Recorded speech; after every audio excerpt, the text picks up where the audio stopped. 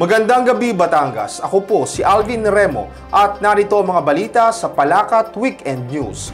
May 200 senior citizens sa lungsod ang dumalo sa pagunita ng National Kidney Month noong June 14.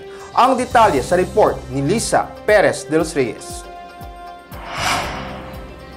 Layunin ng naturang programa ng City Health Office na mabigyan ng sapat na kaalaman ang mga senior citizens hinggil sa pangangalaga sa kanilang kidney upang maiwasan ang pagkakaroon ng sakit sa bato o chronic disease. Nagkaroon ng libreng blood sugar testing, cholesterol at uric acid testing bago isinagawa ang lecture hinggil sa diabetes, hypertension at gout. Nagbahagi ng mahahalagang impormasyon hinggil sa sakit sa kidney dulot ng diabetes ang nephrologist na si Dr. Gian Cusi, kung saan binigyan din niya ang tamang pag-inom ng gamot, tamang diet at exercise upang maiwasan ang mga komplikasyon at humantong sa dialysis. Tinalakay naman ni diabetes specialist Dr. Eden Karingal ang tamang management at sintomas ng diabetes at kung paano ito kontrolin at maiwasan. Pinayuhan ng cardiologist na si Dr. Vina Pastor ang mga participants na ugaliing magpakonsulta upang mamonitor kung may alta presyon na tinagurang silent killer. Ayon naman kay Nutrition Officer Eva Mercado, mahalagang kumain ng balanced diet at iwasan ang sobrang protein dahil isa ito ay nakakaapekto sa kidney habang ang sobrang taba ay dahilan ng pagtaas ng kolesterol. Naging katuwang ng CHO sa pagdaraos ng naturang okasyon ang Batangas Medical Society, City Council for the Elderly at Office of the Senior Citizens Affairs o OSCA. Para sa Palakat Weekend News, kasama si Ivan Barza, Liza Perez de los Reyes reporting.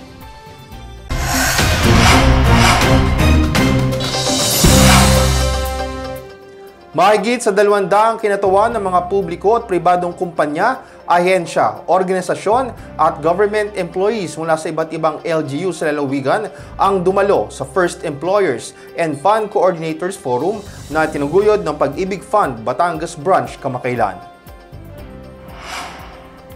Layunin nito na may pabatid ang kanilang mga bagong programa na maaaring ma-avail ng mga members. Pinangunahan ni Pag-ibig Batangas Branch Acting Head Arceli Valenzuela ang paggagawad ng pagkilala sa mga top employers na may pinakamadaming miyembro at may pinakamataas na loan availment. Hinikayat ni Acting Supervisor ng Virtual Pag-ibig Angeli Magsino ang lahat ng miyembro na mag-download ng mobile application para sa mabilis na transaksyon ng mga loans, contribution at payments. Ipinaliwanag naman ni Supervising Marketing Specialist Noel Agustan ang mga bagong loan programs kagaya ng HELPS o Health and Education Loan Program para magamit na pambayad sa tuition at hospital bills. Habang ang HEAL o Home Equity Appreciation Loan ay para naman sa mga may ongoing housing loan.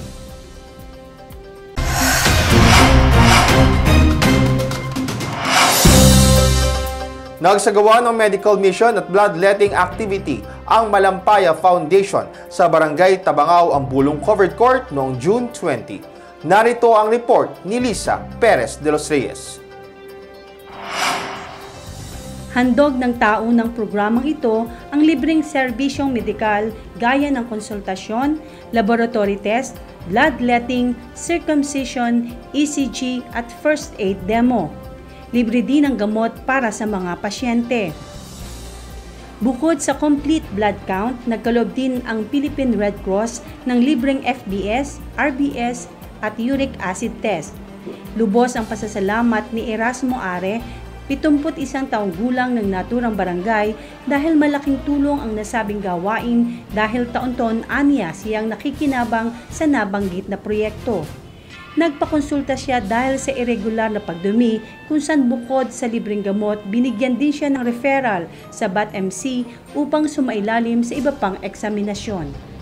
Ayon kay Malampaya Foundation Project Manager Tony Reyes, malaking tulong ang naturang medical mission sa mga residente ng Ambulong lalo na ngayong panahon ng tag-ulan kung saan maraming tao ang nagkakasakit. Ito ay sa ilalim ng kanilang Social Development Program na nagkakaloob ng iba't ibang proyekto at programa na pakikinabangan ng komunidad.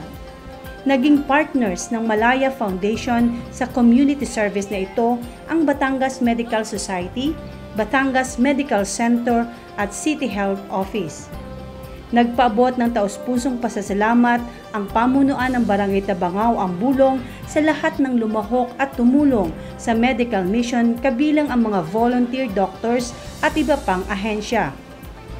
Para sa Palakat Weekend News, kasama si Jeffrey Maranan, Liza Perez de los Reyes, reporting.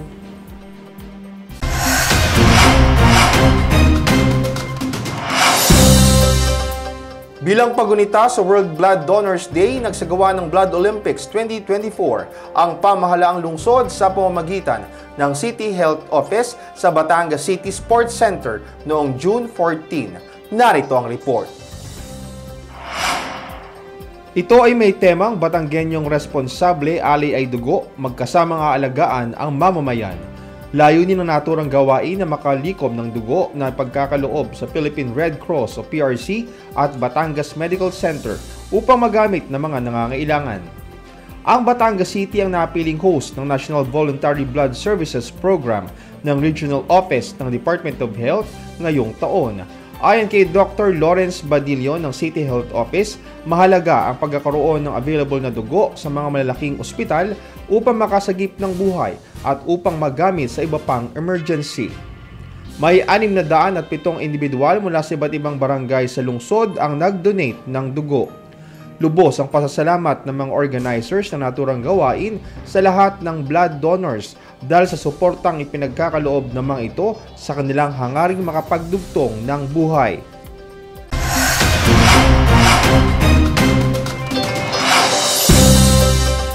Magbabalik ang Palakat Weekend News makalipas ang ilang paalala. Mga nanay at tatay, alam nga po ninyo na tumataas ang banta ng polio. Huwag po nating hayaang magka-outbreak at sukuin ang mga vaccine-preventable diseases na ito. Ang bakuna po ay libre, ligtas at siguradong epektibo.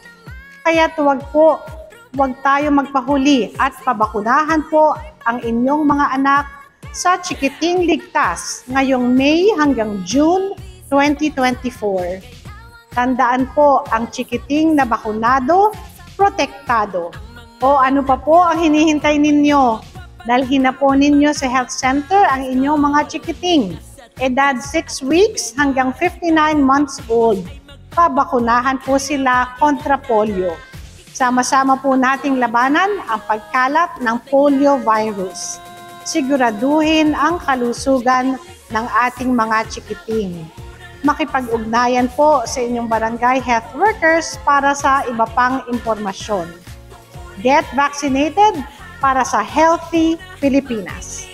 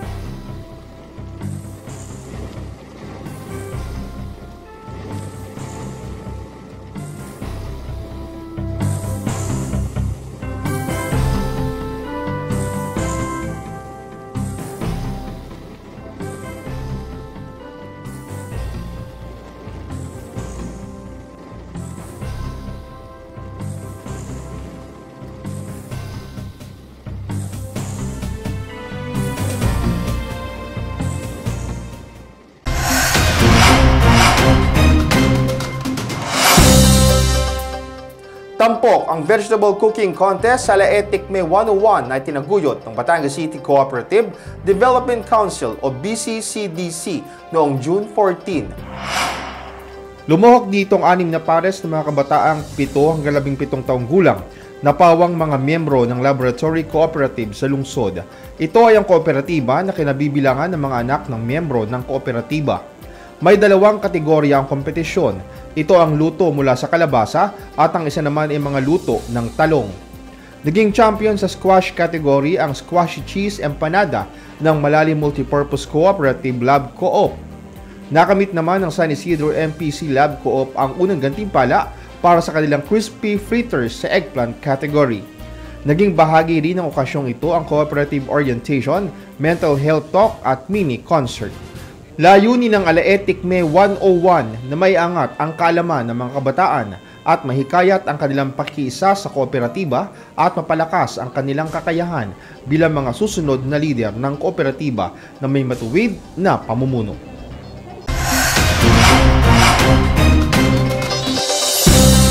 At yan ang kabuuan ng mga balitang hatid ng Palakat Weekend News. Ako po si Alvin Remo.